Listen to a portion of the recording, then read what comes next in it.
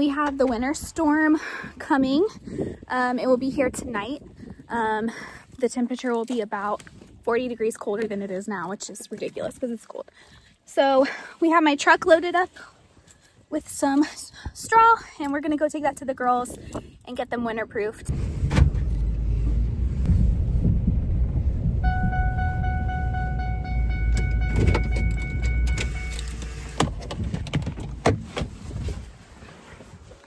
All right, we got the straw here. Let's get it unloaded and get the girls comfy. Their area is not built for extreme cold. We're planning on building a whole new area, like a mini barn for them this summer. We don't normally get quite this cold, so we're just going to be adding fresh straw in the inside of it, and then I'm going to be putting bales, stacking the bales all the way around.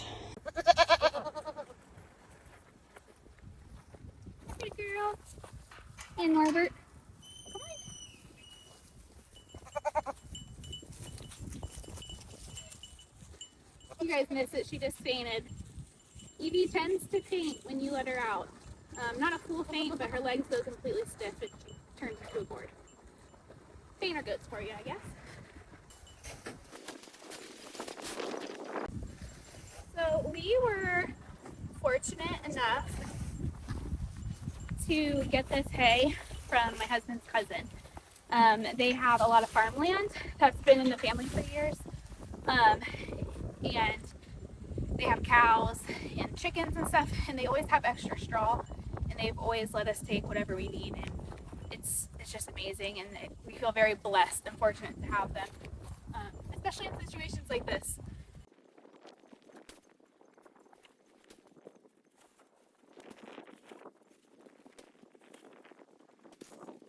So this is what I have so far.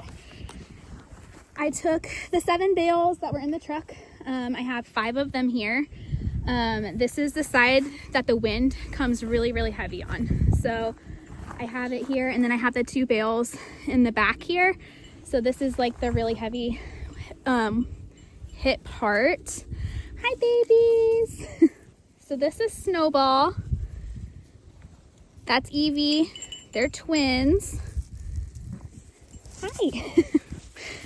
They turn 1 in a couple weeks, and that's Norbert. He turned 1 on New Year's Day. Like, this is their calf hut.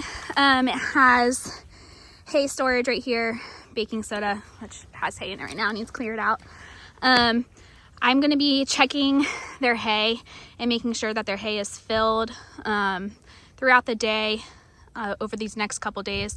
I normally keep a bale right here, but I'm not going to because it's going to be having an ice storm and snowing, and I don't want it getting covered. So I'll just come out multiple times a day and refill this as needed. And then I'm going to be putting in fresh straw all the way across, and we do have a camera right in here so I can look at them, make sure that they're not shivering, and make sure that their hay is always stacked, so that way they are good to go. I took the ice off, the ice layer off. The ball helps with not freeze as bad. And then actually just yesterday I built up some hay around the bucket, and my thought was hopefully that the sides wouldn't freeze as bad, because when the top layer gets this ice, it was freezing on the side too, and it was really hard to clear the ice. And it actually worked. The sides didn't freeze, just the top froze today, and I was able to just pull the ice out. I got these gloves. I don't even know what brand they are. Ridge Cut. I got these like 2 months ago. They are amazing. I didn't even know they were waterproof. I don't know if they technically are, but I stick my whole hand in there in the ice, and they don't get cold and they don't get wet. So I got these at Tractor Supply or Rural King. I think it was Tractor Supply. So if you see these, grab them. 100% worth it. I think they were like 20 bucks. Probably the most expensive gloves I ever bought, which I'm pretty cheap. So it was well worth it. I highly recommend them. Okay, so this side has no straw. I have 4 more bales in my shed over here that we already had. So I'm gonna go grab some of those. I think I'm only gonna put 2 because it really doesn't get wind at all on this side. And then my chickens need 1. And then I have half a bale in my garage left over for the baby. The baby's in the garage. I'll show you him in a minute. It's just too cold. He was kept under a heater up until the day I got him, which was like 2 weeks ago. And his fur is just not thick enough to withstand the cold. I do want to take him out after the snow and let him play in the snow, see what he thinks about it. I have a little coat for him. I know you're not supposed to put a coat on him, but he just doesn't have the fur and he's not going to get it in the next 2 days. So I am going to go ahead and put that little coat on him, and we'll do a baby's first time in the snow video. I'm so excited. All right, I'm going to grab that straw.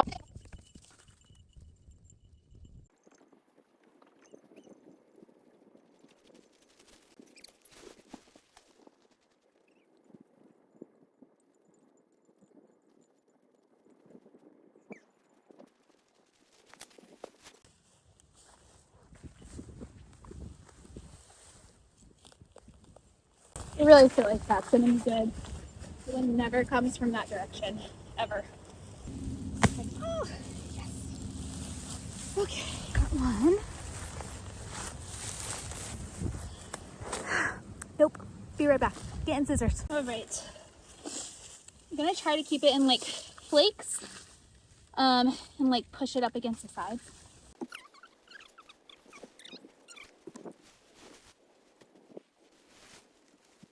Wow, it's actually really warm in there. It feels super warm.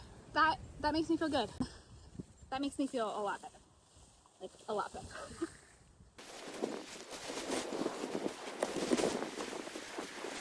Let me show you what I was talking about. Literally just took the flakes of straw and like lined them up. There's still way more room than it looks like in here. This is really big. This holds a lot of hay.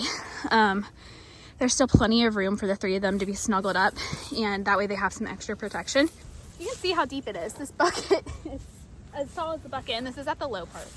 The back is probably double, if not triple, the height back there.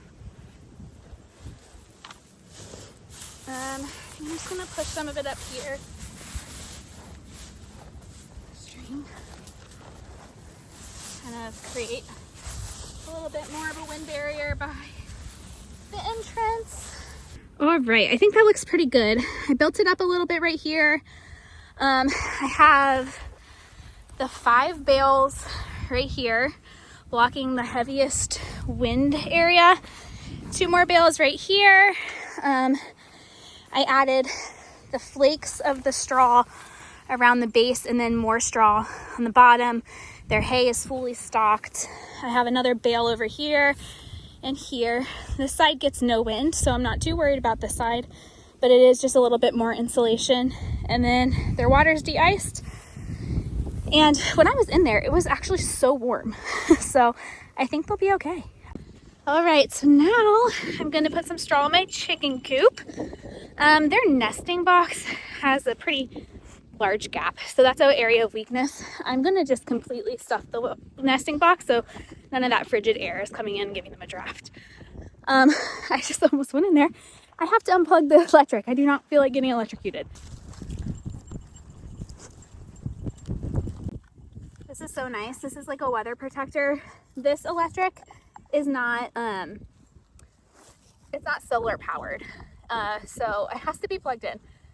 So it's so nice to have this, and you just literally unplug it, and now I can go in and I'm not gonna get electrocuted. There's one of the girls. They're all 3 right there, actually. Those are the 3 I have at the moment. I gave away most of my hens. We were having a massive predator problem. If you look back at one of my previous shorts, a pack of coyotes completely tore apart my Amish maid coop and got my flock of 40. I had 8 or 9 girls left, and I gave them to a family member, and she's also my best friend, and she has them, and instantly I missed my girls. And a friend of mine had these 3 available, so I did take them, and we have them set up with poultry netting electric, and it's been great. Nothing's even try to bother them at all. I do plan on hatching out a bunch more babies in the spring, and we need to improve our setup, be able to efficiently take care of a larger number. This electric is not where we want it. We're gonna get a solar panel one, and we're gonna fix my main coop. This is a coop that was given to us for free. And so they're in that one temporarily, but we're gonna be fixing my main coop and getting the girls set up in there come spring and summer, and I'll be growing my flock then and getting back to the chickens I love. Thinking I'm gonna actually put in my orchard inside their electric netting, because I planted 3 apple trees and 2 peach trees over there, and the deer completely ruined all my apple trees. And they left the peach trees alone, and they left the peaches alone, and then literally the day I went out to pick my peaches finally, they all had a bite taken out of them, like a single nibble from the deer. They didn't kill the tree, so I'm thankful for that, but they did eat my fruit that I waited all summer, all 2 years for. So I'm gonna come up with a plan this spring. Keep posting some fencing around them to protect them a little bit. But I mean, it is what it is. The deer have to eat too, but I'd prefer they didn't eat what I'm growing for my family. So anyways, I'm gonna get to putting the straw in the coop. Okay, you're in the coop. So right over here is like the area of weakness I'm talking about. That is a huge gap, and that is just, it's too much for negative temperatures. That would freeze the girls, and they wouldn't be able to retain any heat in here. So I'm just going to completely stuff those with straw to block that. I'm not too worried about that because, again, the wind comes from the other direction. I do here she is. She does have frostbite. I got her with frostbite on her comb. She's really, really curious. I've never had a chicken for this short of an amount of time that loves me quite this much. Normally these chickens are pretty standoffish of new people, and she's just not. Maybe she's just thankful that I'm gonna get her nice and toasty. So I'm gonna fill, oh sorry, I'm so sorry. So I'm gonna fill that with straw, and then I'm gonna put some extra straw around the perimeter, like kind of like I did in the goat hut, and get these girls nice and toasty before the storm comes. That is so much better. That's gonna work great. Can't really see, but I'm stuffing the straw behind you guys. Let me just turn it so you can see, I guess. Stuffing it back here where the wind comes in. And hopefully that will help. This girl came up begging for treats, so I gave her some food. This is the fancy smanchy stuff here, so she's happy. It's like they've like come to expect it. They see me and they're like, when she comes, she gives us treats to make us love her. Oh, look, straw in my hair. And you know what? It works. Chickens, it's a fancy feed, and goats, it's animal crackers. So this is Mater set up. Little Mater. Hi. He's got a playpen on a tarp with a ton of straw, and then he's in our garage, which is completely insulated. Oh, you're so cute. Hi, baby. So it is significantly warmer in the garage. It's above freezing in here. We actually keep our drinks out here, like our bottled water, my husband's energy drinks, and like any other kind of drink that you want cold but don't want to take up the room in your fridge. We keep it in here because it keeps it like the perfect temperature and it doesn't freeze. So he's in here.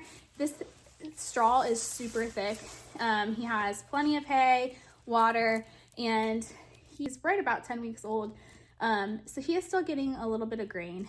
I know wethers aren't supposed to get them for sure, and you don't want bucklings to have it either. It can cause all sorts of urinary problems. It can cause stones and all sorts of stuff. But with it just being so cold and he weaned kind of naturally early. He was pretty well weaned by 7 weeks old.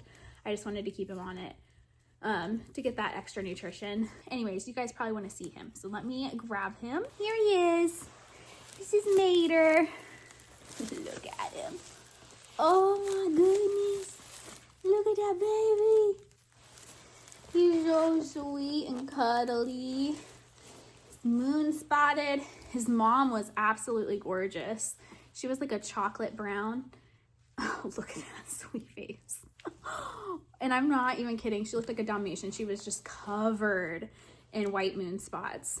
And the most beautiful like chocolate bar or chocolate brown. I just love your face. I love him. He's the sweetest baby. He's the sweetest baby. Yes, you're the sweetest baby. This will be Evie and Snowball's husband. His job will be to make lots of babies for our little family herd. I just put his horn in my mouth on accident. His mom was also naturally polled, but his dad wasn't. And he took after his dad. He has like the really pretty shade of blue eyes. I don't know if you can tell.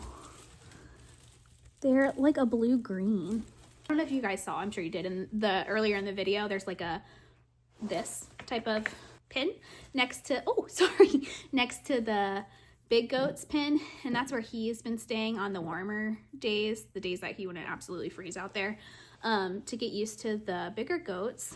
I had him out there for like 4 or 5 days straight, and they were getting along through the fence, so I tried an introduction, and Snowball like headbutted him once. It wasn't too bad. Evie kind of sniffed him, didn't really care.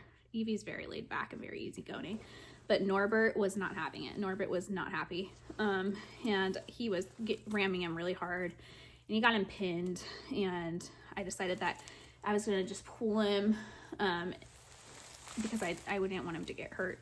So we're going to keep doing the gate next to their gate for a little bit longer, let him get a little bit bigger and faster and stronger, and we'll slowly do our introductions again. And I don't think I'm going to do it in their enclosure next time. I think I'm going to do all their free roaming the property, so that way he can get away and maybe they won't feel as territorial. I would love advice on what you guys have done that has worked for you when you're introducing a new baby, especially a buckling. I don't know if it's different. I feel like it could be perceived as a threat because, I mean, he's a real boy. So what you have done and that has worked for you, I think part of this you could have been too. Later in that day, Evie was showing clear signs that she was, I have hair all over my mouth. That she had clear signs that she was in heat. I want it to go as smooth as possible, and I don't want this little guy, he's falling asleep. Oh, I don't want him getting hurt. Hoping that here in a couple months he can get his job done and become a daddy. Look at his beautiful pattern. He is the sweetest baby.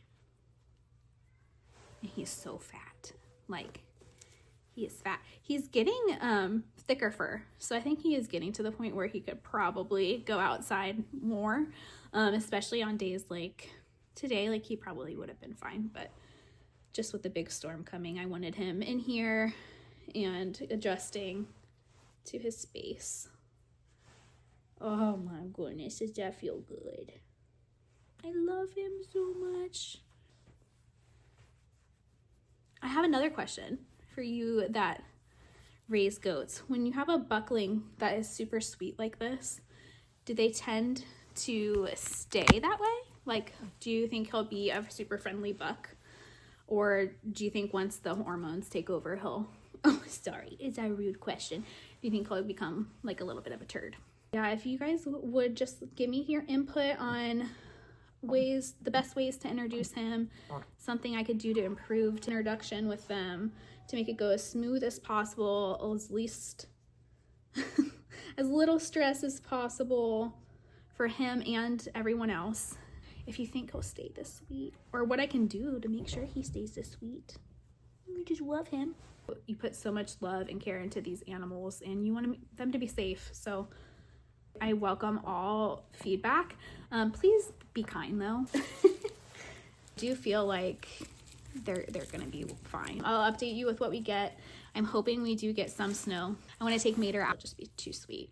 All right, guys, I'll see you here in a couple days. Bye.